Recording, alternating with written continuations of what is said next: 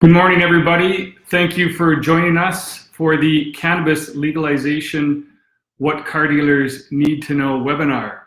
My name is Jeff Bradshaw, and a little bit about me and the company. I've been in the strategic communications business for 25 plus years.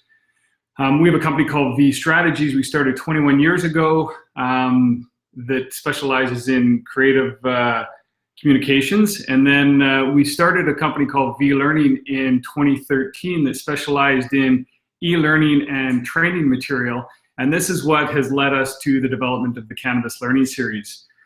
We've pulled together a team of experienced advisors from the legal, medical, health and safety areas. We've also included our instructional design team and our strategic communications team to develop the Cannabis Learning Series.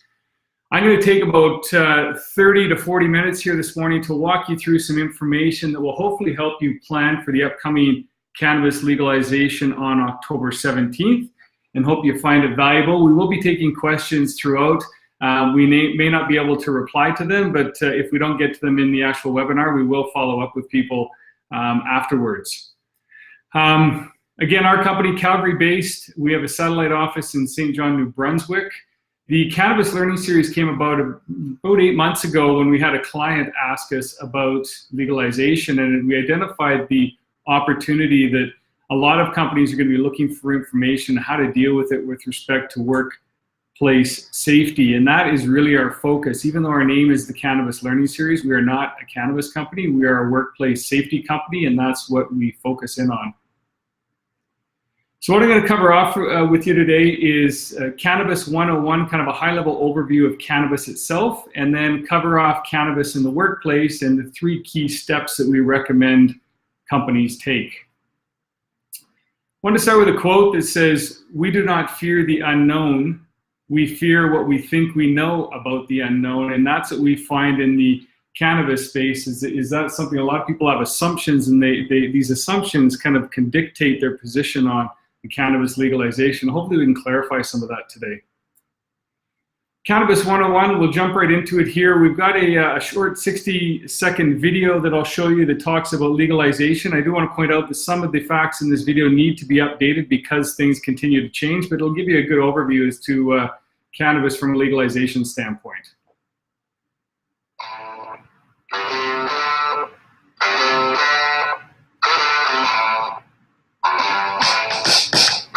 There are a lot of questions surrounding the legalization of marijuana in Canada.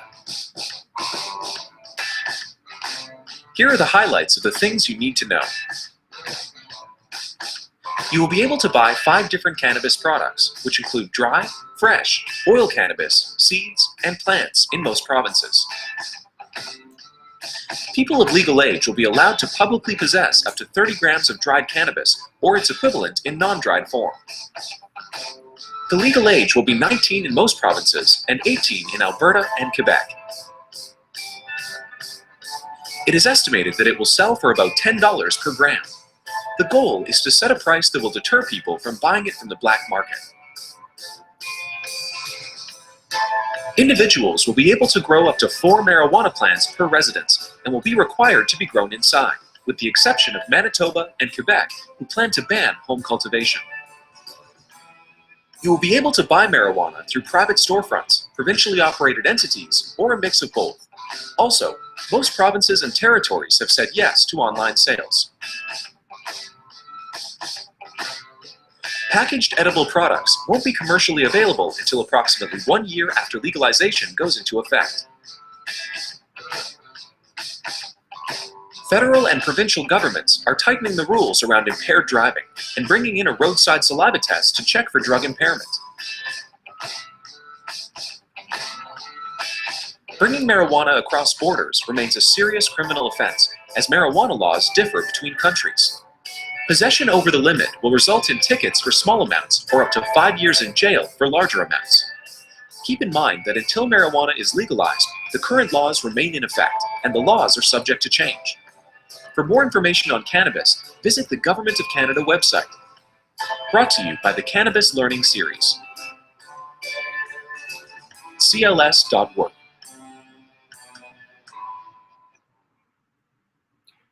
So that gives you a bit of an overview from the legalization standpoint.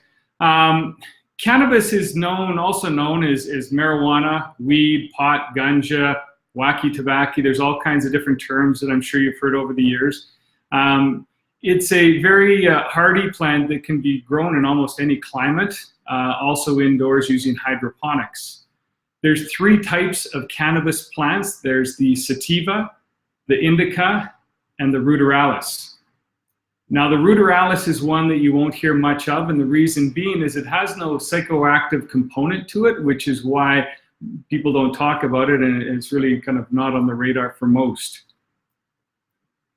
The cannabis strains that you'll hear about in the marketplace are the sativa, the indica, and then hybrids are what make up most of the market, which are a mixture of sativas and indicas, and each of these strains help predict the effect the drug will have on the body.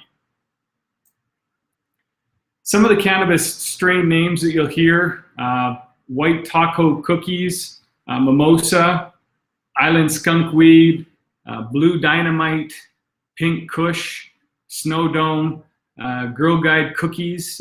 These are all names that you'll hear if you're going into a recreational cannabis store, and they also have similar names for some of the medicinal cannabis strains as well. So they try and get quite creative with them. I don't know how they use some of them based on copyright and trademarking, but that's anyway some of the idea of some of the names that are out there. The sativa. The sativa strains are generally known as the daytime use. The sativas provide you with is a head high, alertness, create an uplifting feeling, creativity, increased energy.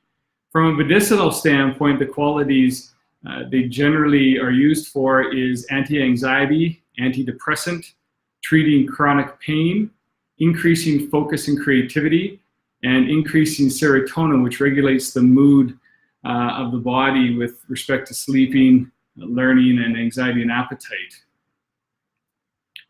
The indica is primarily for nighttime use. Provides a body high, relaxation, appetite stimulator, sleep aid, and pain relief. The medicinal qualities that they use the indicas for generally are mental and muscle relaxation, decreasing nausea, decreasing acute pain, increases appetite, and increases dopamine, which helps control the brain's reward and pleasure centers. So when you use the hybrids, that's where you're kind of getting a mix of the 2 different strains.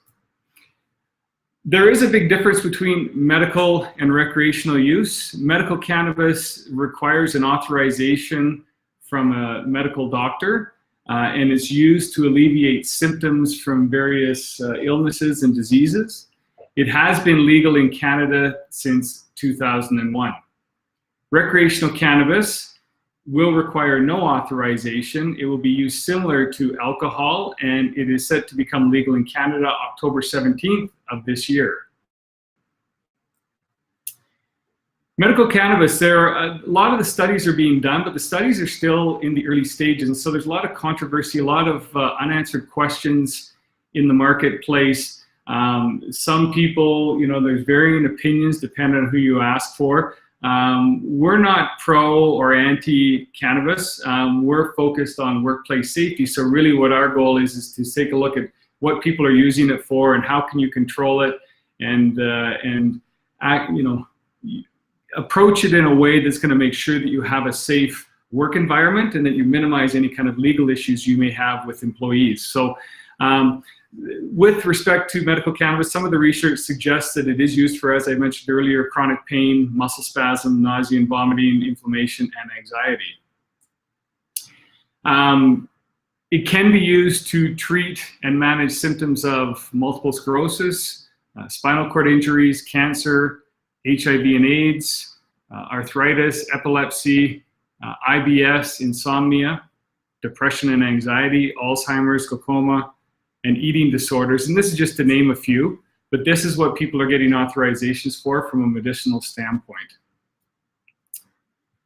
Cannabis contains cannabinoids, and cannabinoids are the chemical compounds secreted by the cannabis flowers that provide relief to an array of symptoms, including pain, nausea, anxiety, and inflammation. They basically work by imitating compounds our bodies naturally produce called endocannabinoids, which activate to maintain internal stability and health. So basically with that, the cannabinoid receptors already exist in our bodies, and they form the endocannabinoid system. So it is these strains that interact with the endocannabinoid system, and the cannabinoid receptors is what causes the reaction in the body. The endocannabinoid system helps regulate body functions like sleep, appetite, pain, and the immune system's responses.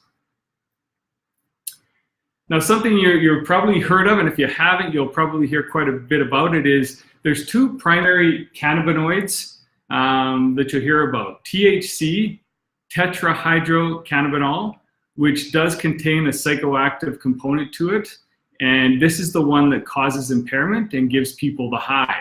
The medical uses, from a THC standpoint, is for pain, sleep, relaxing muscles, and increasing appetite. CBD, on the other side, the cannabidiol, does not cause impairment, and this is the one where you need to be familiar with, because it all depends on a person's authorization and the strain that they're using and how much THC versus CBD they have. High CBD and very low THC will not cause impairment and would be used from a medical standpoint.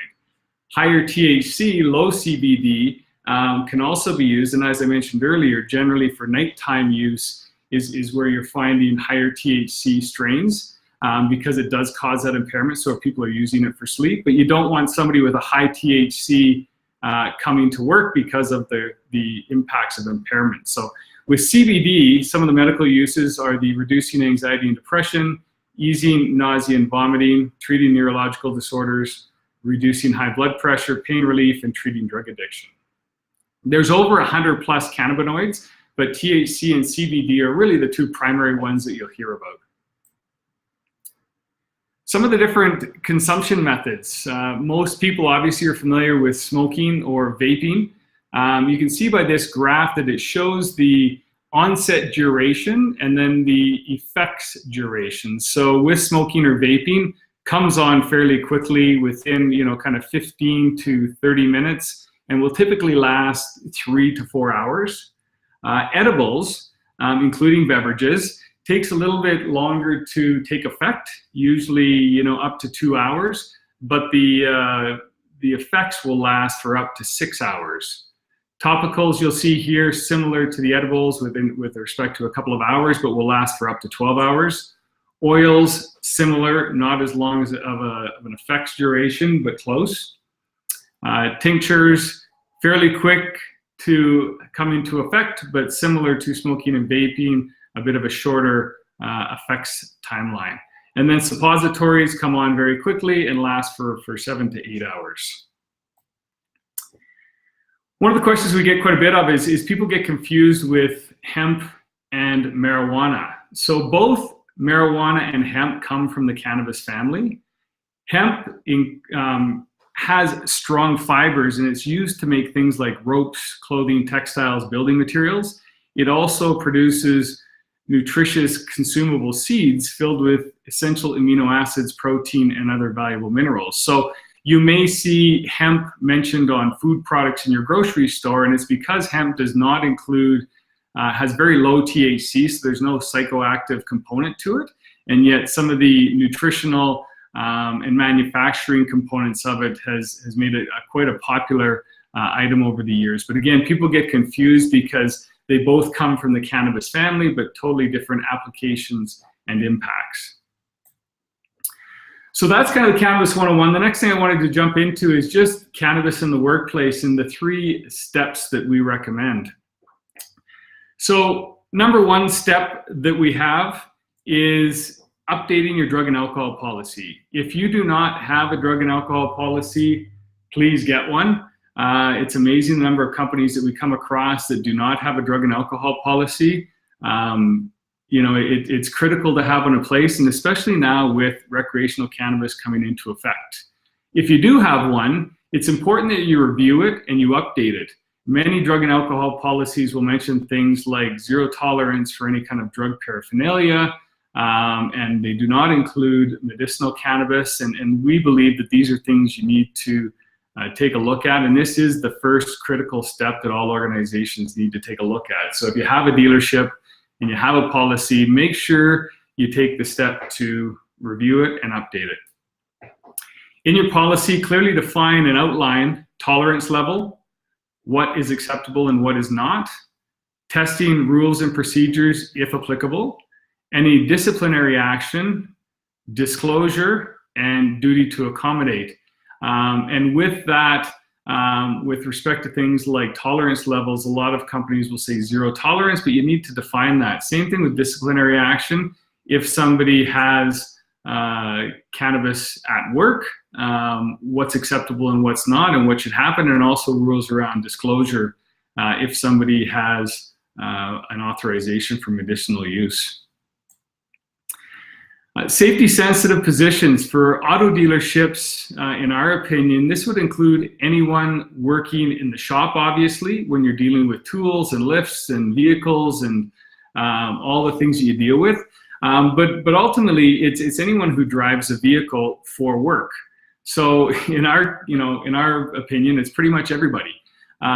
So if you have a sales rep who is driving a vehicle to deliver it to a customer, they're in a safety-sensitive position. If you have somebody who works in more of an administrative role and they're going around to pick up parts or making any kind of deliveries, these are all safety-sensitive positions. And the challenge with safety-sensitive is a lot of times people think that it's just people that are operating heavy equipment or dealing with direct kind of safety-related issues. But anybody who drives is safety sensitive. And so this is really, I would say the majority of your employees in your dealership. And simply saying, that we're good, we have a zero tolerance policy, that's what we hear from a lot of companies, or just ignoring the issue altogether could leave you exposed to all kinds of problems. It's tough to enforce zero tolerance when recreational cannabis comes into play, because I had mentioned earlier, if you have in your policy that says you can't have any drug paraphernalia on you, so if somebody has rolling papers or a pipe and uses it for recreational use, and you find that on them at work, or does that mean that they're going to be terminated because they're in conflict of your policy? Those are the kinds of things you need to define and think about. Ignoring it altogether and just thinking that you haven't had a problem to date, and so let's just wait and see, is also quite dangerous, because it could expose you to all kinds of legal issues and obviously injuries and worst case scenario fatalities in the workplace. So what we recommend is talk to your lawyer.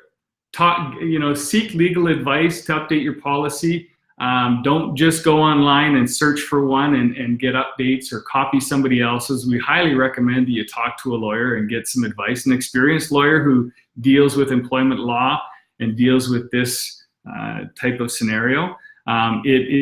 It's a bit of an investment up front, but we guarantee that it can save a ton in the long run. And make sure that your employees are covered off and you're limiting your liability. Step number 2 is training and education. So you can have the best policy in the world, but if your supervisors and employees are not adequately trained, will it really reduce workplace incidents? And will it hold up in court? So you can have a great policy, but really you need to train your people, especially your supervisors, on what it means and the ins and outs and how to handle different situations so that you have some consistency across your operations. Owners and managers must clearly understand all of the subject matter. Employees must clearly understand the updated policy and procedures. They don't necessarily need to know all of the back-end information, but they do need to know your policy and what all the terms mean in the policy. Updating your policy and simply sending a memo out to employees is also not enough. We believe that you've got to actively train people, whether it is e-learning courses or whether you're pulling people into a boardroom and providing in-person training, or at least providing training documentation that people are expected to go through and sign off on, that they can have in their hands and have the basic information so that they have enough information to be able to understand the policy updates and kind of the rules and regulations. So training should include cannabis awareness, an overview of your drug and alcohol policy, rights and responsibilities, and this only applies to medical marijuana use, disclosure and accommodation, undue hardship, testing, and impairment awareness. Both the employer and employees have rights and responsibilities with respect to medical marijuana. There are no rights and responsibilities in the workplace as it relates to recreational cannabis use. So really the rights and responsibilities, and we have course material that covers off and gets into details with some of the rights and responsibilities, strictly for medical cannabis use. Some of the employee rights is to not be discriminated against, to stop work if you believe is unsafe, the process of accommodation, and to only be tested for valid reasons unless specified in an employment contract. The employer rights also include to not be discriminated against and to undue hardship during the process of accommodation. And again, our course material gets into it, and we aren't going to get too far into it here today, but these are some of the things that you should be looking at. Duty to accommodate. It requires an employer to make reasonable effort, short of undue hardship, to accommodate workers who disclose medical cannabis use.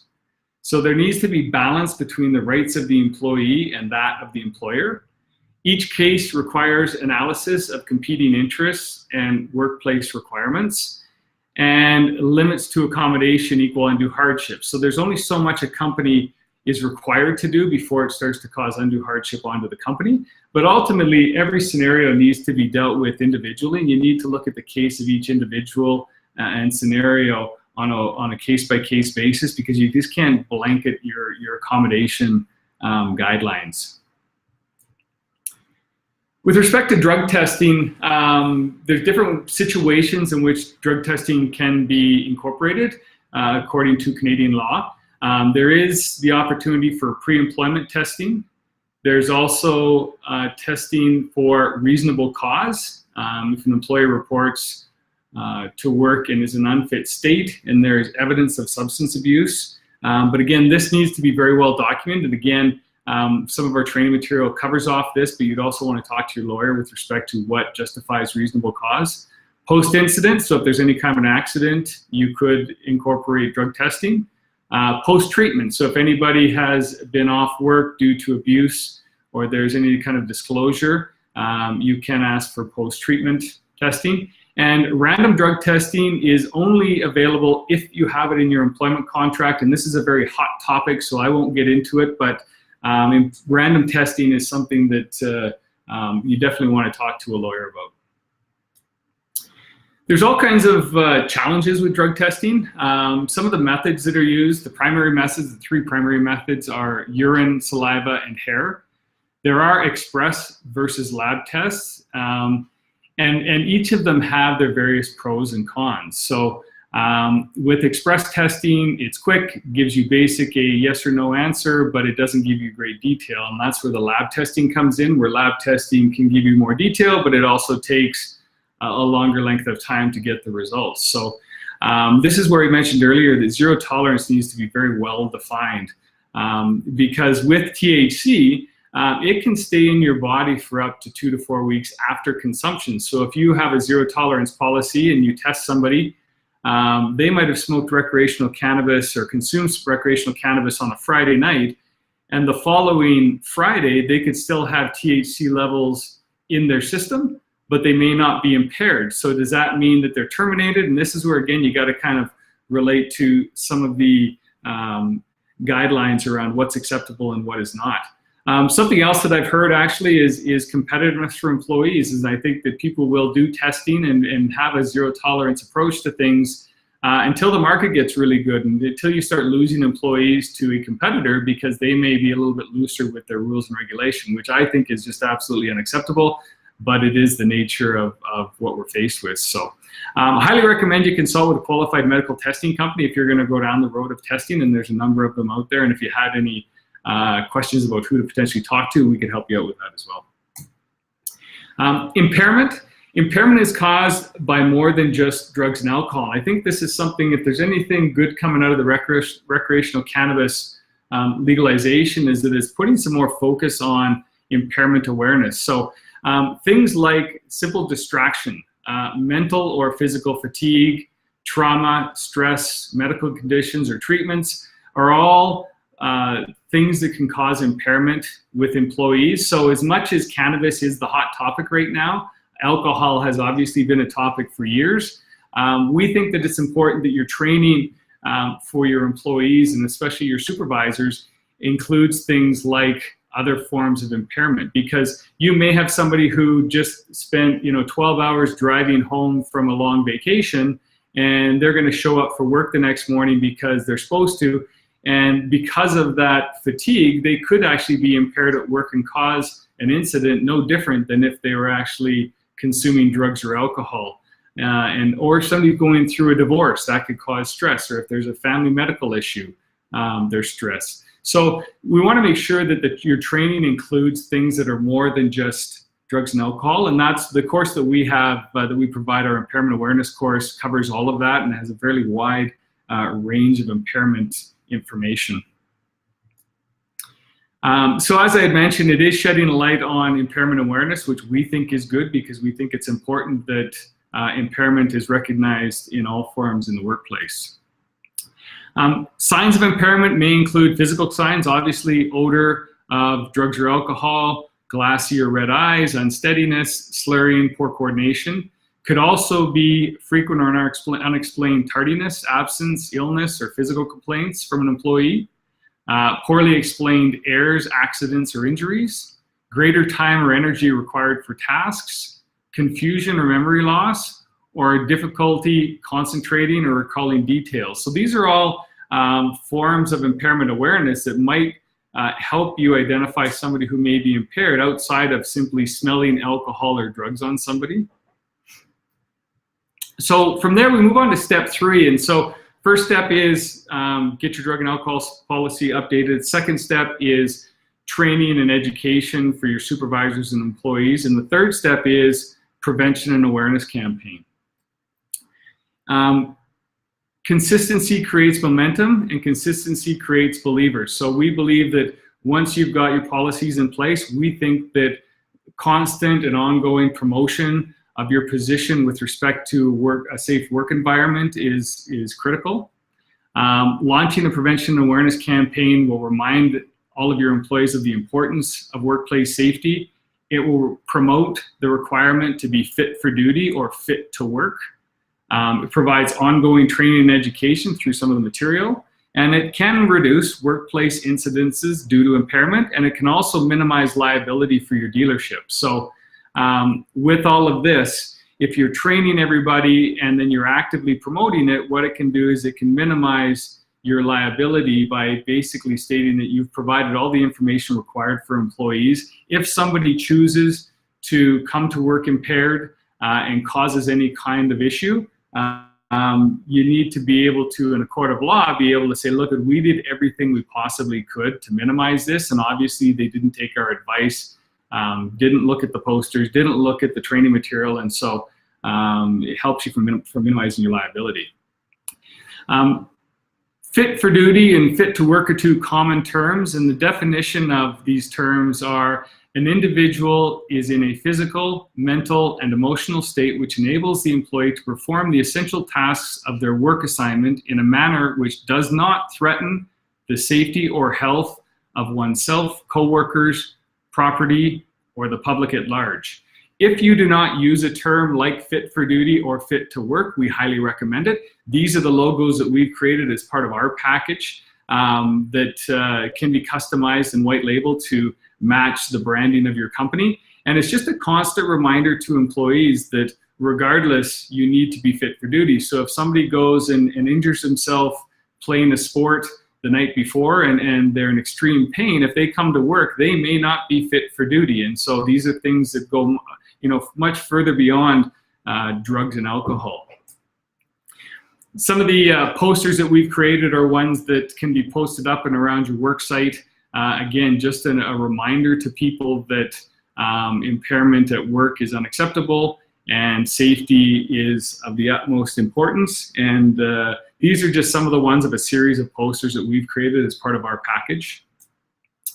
These are the logos, and as I had mentioned, they can be branded to match your company brand.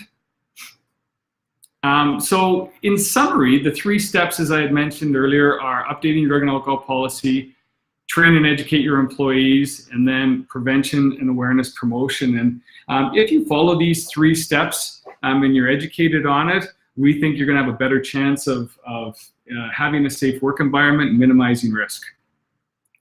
A lot of people, when they take a look at this, we know it's not a budgeted for item, and it can cost a little bit of money to get incorporated. Now, we are offering a discounted package through the Motor Dealers Association, which will be sent out to all of the members in the coming days here. But ultimately, if you invest a bit of money in updating your policy, training, and prevention and awareness campaigns, we pretty much guarantee that it will save you in the long run. If you have to spend, a few $1,000s in getting a system set up, that is a fraction of the cost of what you could be faced with if you're faced with any kind of a workplace incident with respect to injury of employees, downtime, property damage. It can also, when you relate it back to any potential legal costs that would be required if an incident happens, or if there's an unclear policy and you're faced with a legal suit from an employee. So really it is that preventative measure, and we highly recommend that you look at it from an investment standpoint as opposed to simply an expense. And it goes back to not ignoring the situation. The time is now. We're close to 60 to 70 days away from legalization, and so rather than waiting till after October 17th, we recommend that people jump on it sooner than later and get a plan in place. And you don't have to roll everything out at once, but at least get the wheels in motion so that you're prepared for October 17th and kind of ahead of the curve, so that you don't have employees wondering what your policies are come October. Our goal is to help you educate, inform, and train your employees so that you can ensure a safe and healthy workplace and minimize your exposure to risk. That is ultimately the goal of our company. And that's what we're out to do. And that's why providing information like this through webinars to groups like the Alberta Motor Dealers Association are important to help educate people and get the message out. So for more information, you can check out our website at cls.work. We'll also respond to any questions that people have here. And as I had mentioned earlier, we do have an email that will be going out in the next few days to all of the dealers that will have an offer available. Again, if you have any questions, send us an email, and I appreciate you taking the time today, and hope you have a safe and enjoyable week. Thank you.